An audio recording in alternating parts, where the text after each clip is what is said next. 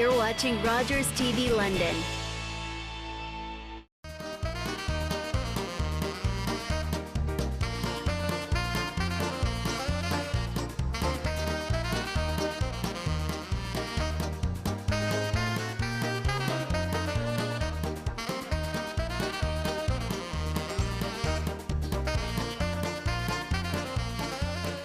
Welcome to Dish with Donald and Keith Brown. Keith Brown is my special host. Magician, entertainer, businessman, would you say? Yeah, I think so. The first time I met you was 8 years ago, and I think you were 15 or 16. About, yeah. And I was at your place, and I said, any hocus pocus, and I'm out the door. It's true. Have you ever heard a girl tell you that? Maybe. Maybe, I'll bet. I bet you no girl has said to you, any hocus pocus, and I'm out the door. I bet you they love your magic. A lot of people do, tricks. and some people don't. Like, there are people who just don't like magic. Right. Well, that used to be me, remember? Yeah, as I'm sure you know. Absolutely. Never saw a magic show until this year. I finally went to see Keith's show at Fringe, and I loved it. It was amazing. Thank you. Yeah, I'm honored to be your first magic show. I think that's a cool thing to I'm do. your believer, but I'm not a believer in general. So let's see what you got. Sure. You know what? I'm going to show you. It's just a quarter, right? You can take a look at it. It's a quarter. And I have some cards here, but there's actually a slit in it. And the reason I have it is so that I can take that quarter and just very fairly push it through like that. And right. You know what? You're probably thinking to yourself, there's nothing really amazing about just pushing a quarter through a slot, right? And it is a real quarter, yeah? You can take a look at it. It's a real quarter, and that's a real hole. Well, the thing is, what's really amazing about it is this, is you can take a look and see that really is real and solid, wow, yeah? it's like a steel brick. And there's no holes or anything? I don't know how you do that. Wow. Thank you. Gee whiz. I'm a believer again. Okay, for a few minutes. That's awesome. Awesome job. Now, we're going to have an amazing show today. We are. Are you ready? I am. I'm looking forward to it. I don't think you're quite ready for what you're in store for, but I bet you... Sounds like you have a surprise for me. Well, I like it. It's going to be good. It's going to be a good show. I really appreciate you being my co-host this week. Well, thank you for having me, Donald. Thank you so much. It's my pleasure. When we come back, we're going to have somebody that I don't think needs any introduction. Practically everyone in London knows her. Back in a moment. 102.3 Jack FM.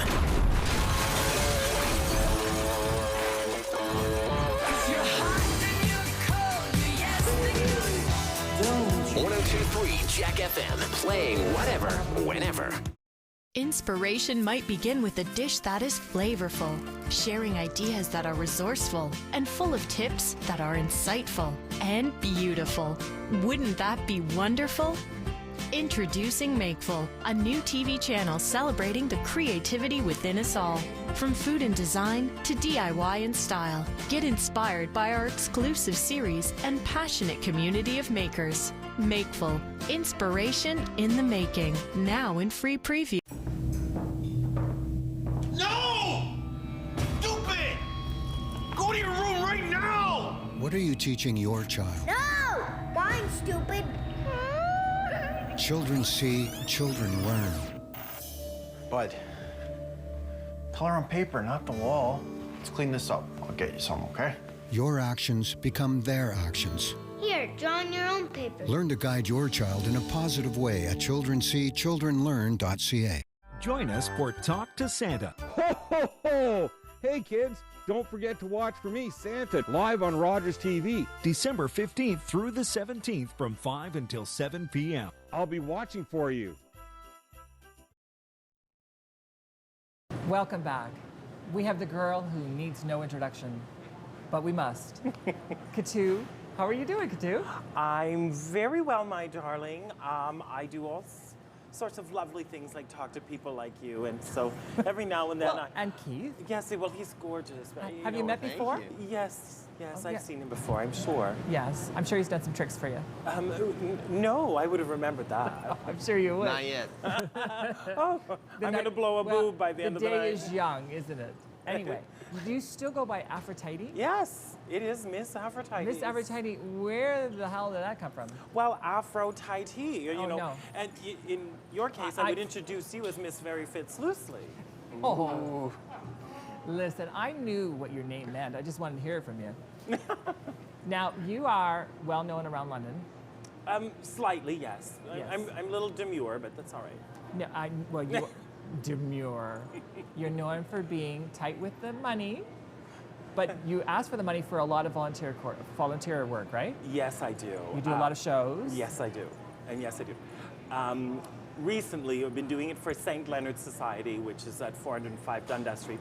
It's a youth outreach program, and it's to help abandoned, abused, neglected, misused youth, those that need a different sense of education, whether it be to go to bartender course or first aid or something else. I was informed that it was about $67 on average to go to a program. Really? And that's the average thing. So it's a lot of work, because I think every time I do a show, I think I'd like to be able to send 6 to 12 kids off to something. I know what it's like not to have, and I know what it's like to go through hell and a hard time. I know what it's like to be abused and be misrepresented and given bad information and go through hell. So Yes, you have. And you know, I think that people, because you are very visual, you know, everyone knows of really? you. Once they see you, they don't forget you, right, Katu?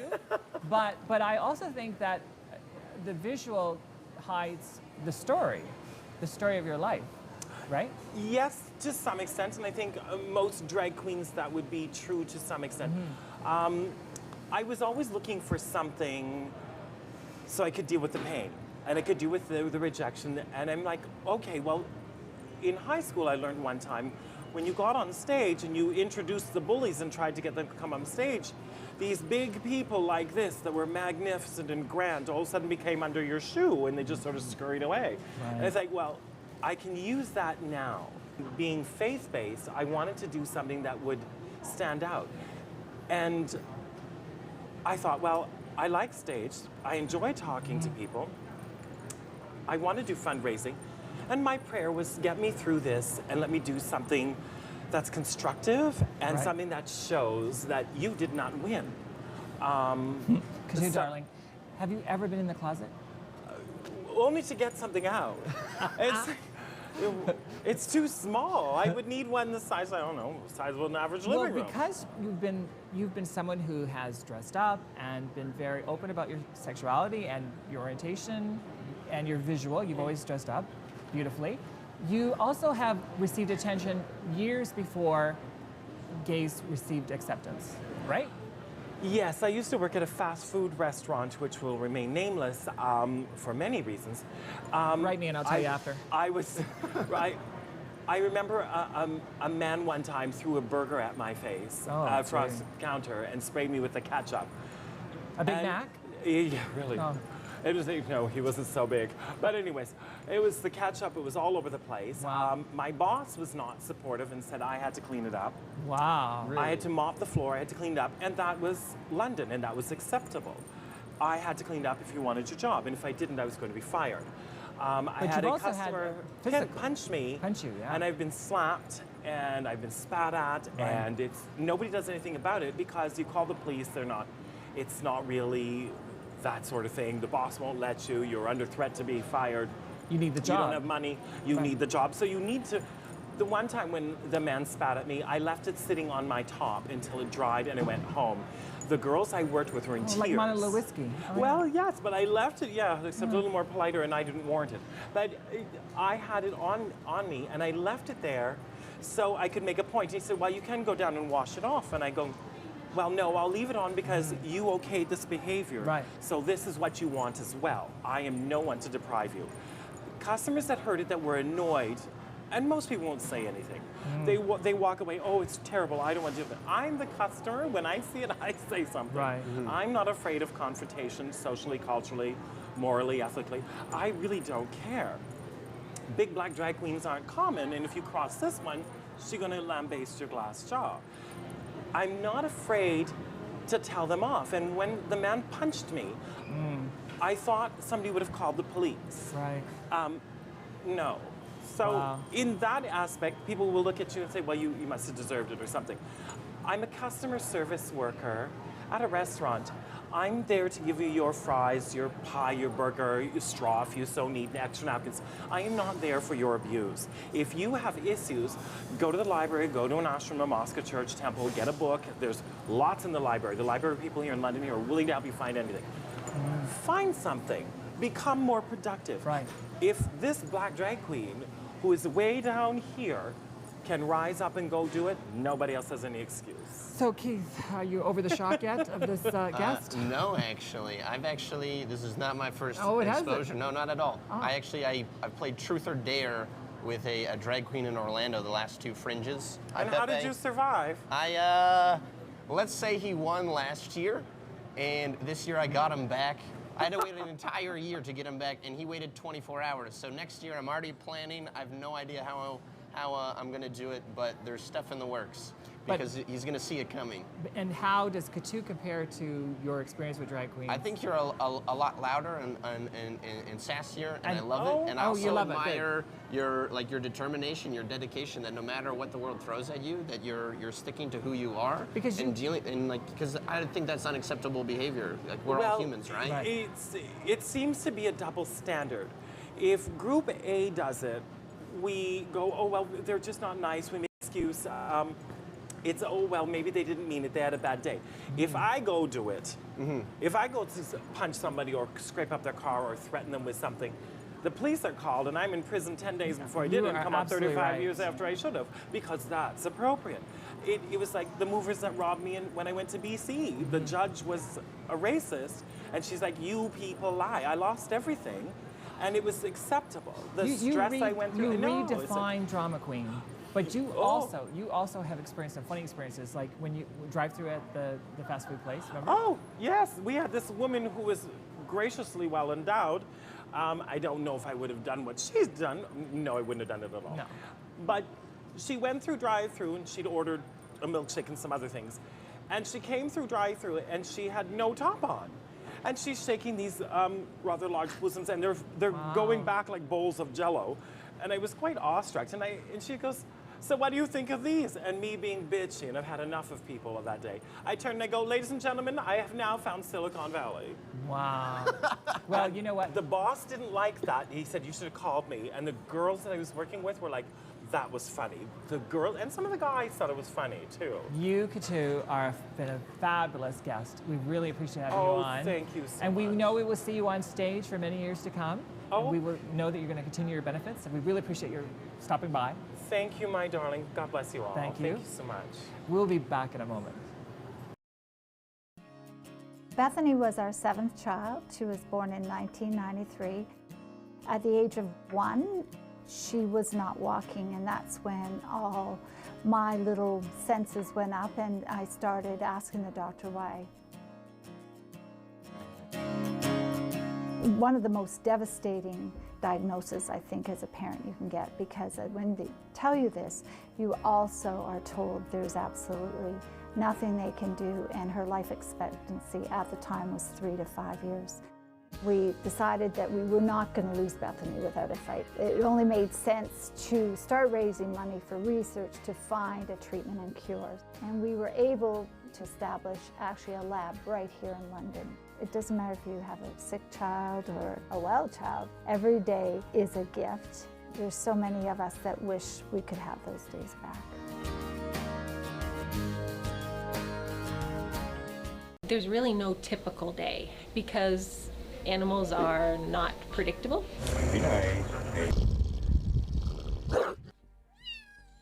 Never know what's going to walk through that door, never know what their behavior is going to be like. Certainly their health, you know, they're all here for a reason. The eyeball's actually gone. By the time they make it here, they've been through the ringer.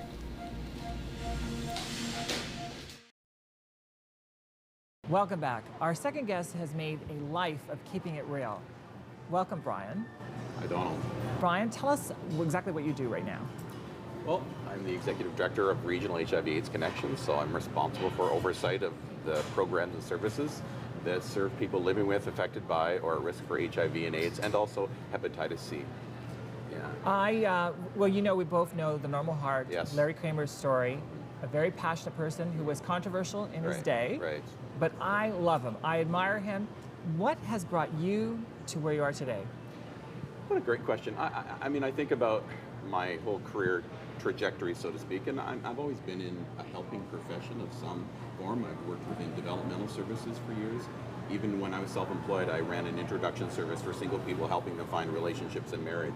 I did that for about 4 years. Wow. And then transitioned from that into working in employment services for people with disabilities. I worked at Leeds Employment Services for about 4 years, community lived in London for a couple of years, and then spent a decade at Goodwill Industries before I kind of made a defining career decision for myself to move into HIV and AIDS sector work. Would you call yourself an activist? I think I'm an activist, I mean, sometimes that has a negative connotation as a controversial, stand up and get in your face kind of approach. I'm not necessarily... Thank you very much. I'm not sure I'm that kind of guy, Right. but I certainly utilize the skills and energy and resources I have to hopefully affect change in our system and help marginalized communities work toward having better health outcomes and a better life. Right. Yes. Definitely. Yeah. How long have you been executive director? Yeah, so about 7 years. I've been at the agency for 9, and about 2 years in, the executive director at the time was moving on, and I stepped in as interim ED and then became the ED. So 7 years in total. Now, have you had much experience with this kind of organization? I have not actually. I've worked with a bunch of different organizations, but not specifically this one. Right. And I would like to. What's something that you've accomplished in your time as the executive director? Well, I like to think there's been a number of things accomplished. I won't attribute them to me specifically, but in the context of a team, our recent amalgamation with the John Gordon Home, which has a long history of providing palliative care for people who are dying of AIDS in the day. Not that people don't die of AIDS here in 2015, but that happens less often. John Gordon Home has become a transitional housing support service for people that basically you come in and for the most part you get well and you can go back out to independent living.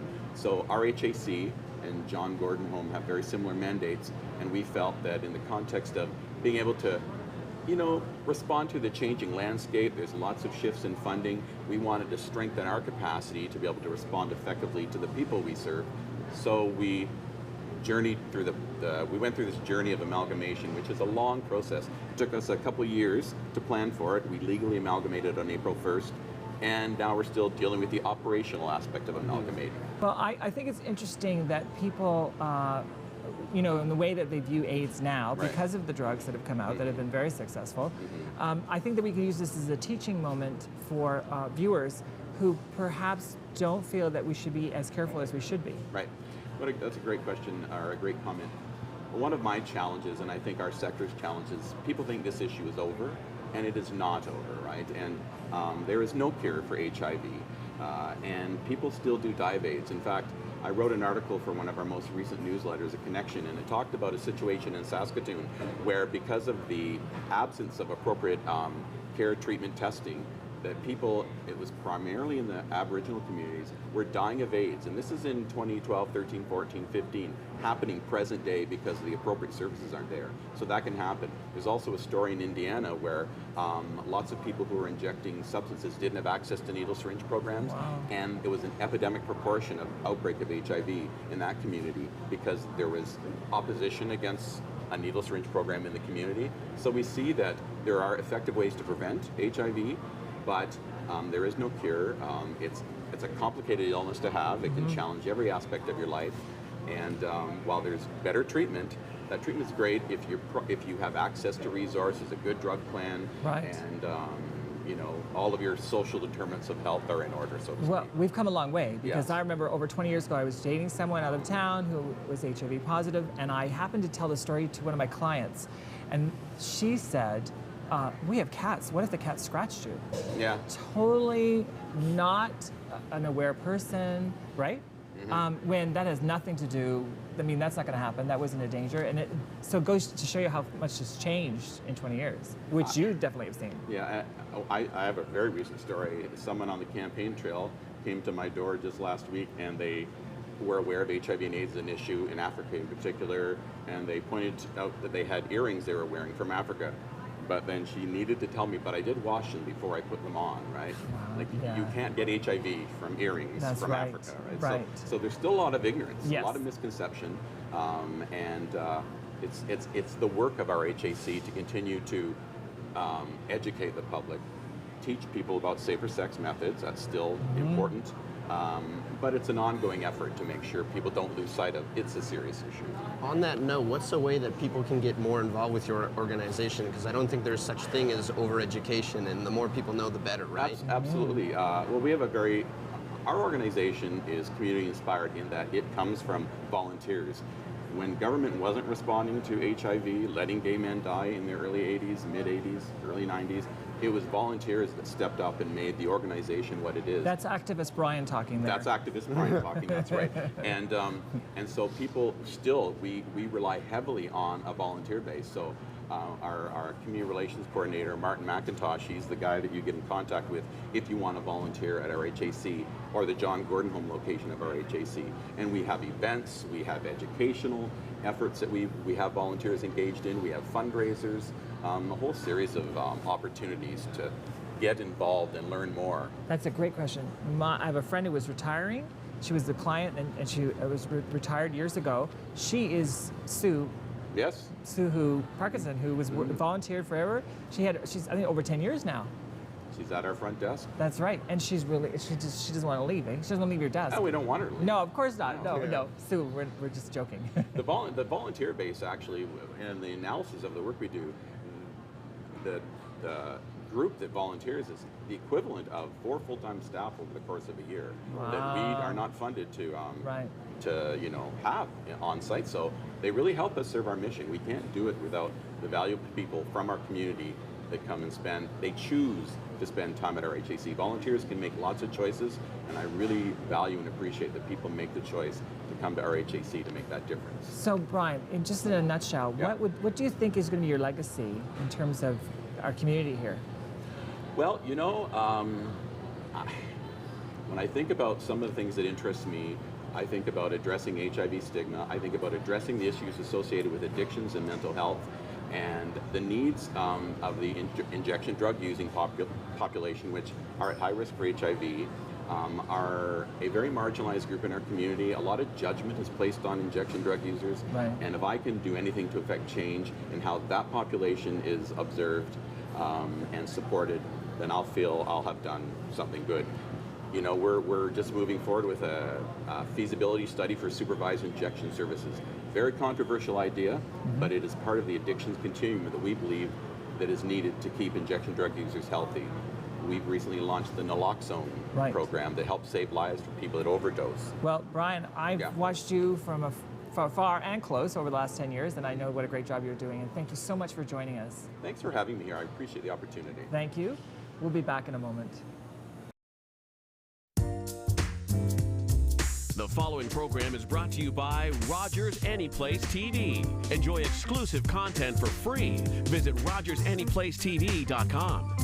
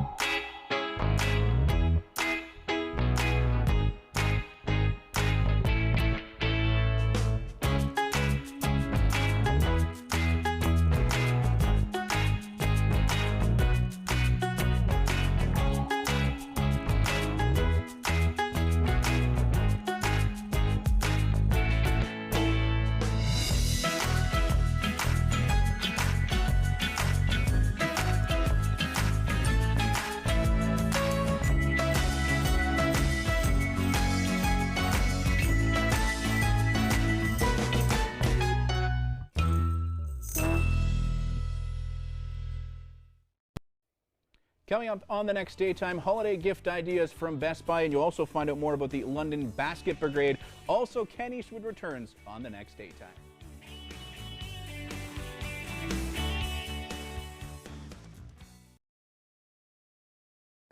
Welcome back. Keith, this has been quite the show. It has been a lot of fun. A lot of fun. You're the magician, but I dated a warlock once, years ago, and I told him, any hocus pocus and I'm out the door. But with him, he had a hocus pocus of an earthly kind, so I didn't mind.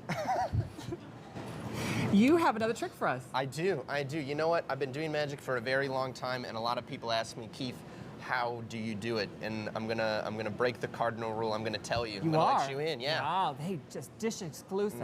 I The love real it. secret is I have the magic touch. I've heard that before, but okay. The thing is, I can also give it to people. So put your finger just like this. Okay, you ready? I feel like E.T., okay. And just like that, now you have it. You might start feeling it go down your finger into your hand, up in your arm, and into your body, okay? And Donald, I'm feeling something. I'm gonna drop the cards like this. When you want, can you say stop for me, Okay. please? Here, how about this? I'll go I'll go slower, you go faster, okay? Stop. Right here. So I want you to take a look at that card. I'll Yep. show it for everybody at home. You know, for those at home, I'm actually gonna ask you to remember the other cards. So we're gonna do this with 2, okay? So both, right? I love that I picked a queen. Ooh. And what I want you to do is take that finger. Don't worry. I want you to press right there on the top, okay? You did this. Check this out. Very carefully. I'm going to spread through. And you can see down in the center, there's one card that turns blue. Impressive, right? Yeah. What's even more impressive is it's not just any card. It's actually that Queen of Hearts, the one that you chose He picked my earlier. queen. I love it. Well, that's great. You know what? I think for the people at home, we're going to do it one more time because we also have to find their card, right? So here, Donald, what I want you is you're going to press again, and when you press, their card will be the only blue card. So go ahead, press right there. And check this out. Down in the center, one more card. Here, try one more time, sorry. Down in the center, one more card.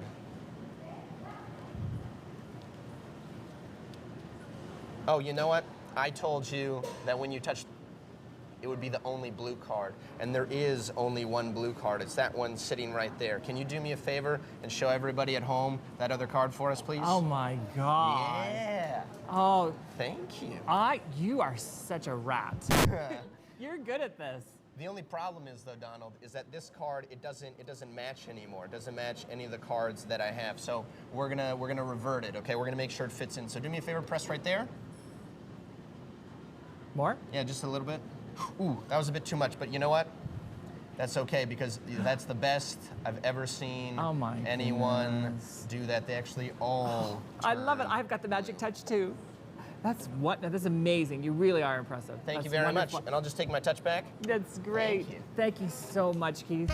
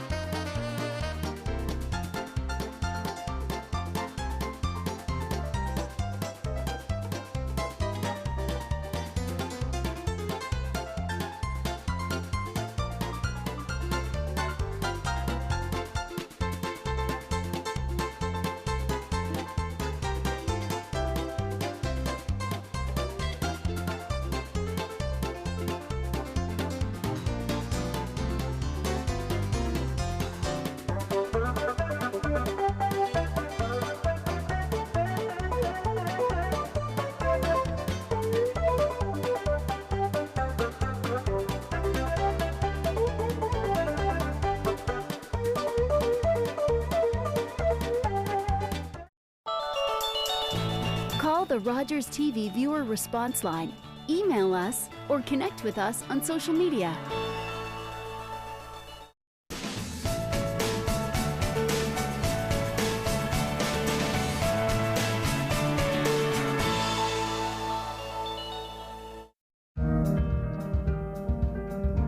My name is Melissa. You can call me Hongren.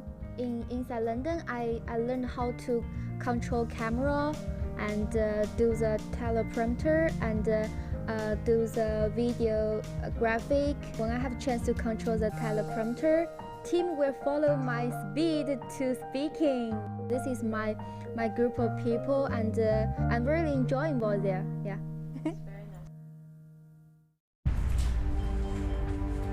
Son, I'm a paramedic. We need to know what you're allergic to.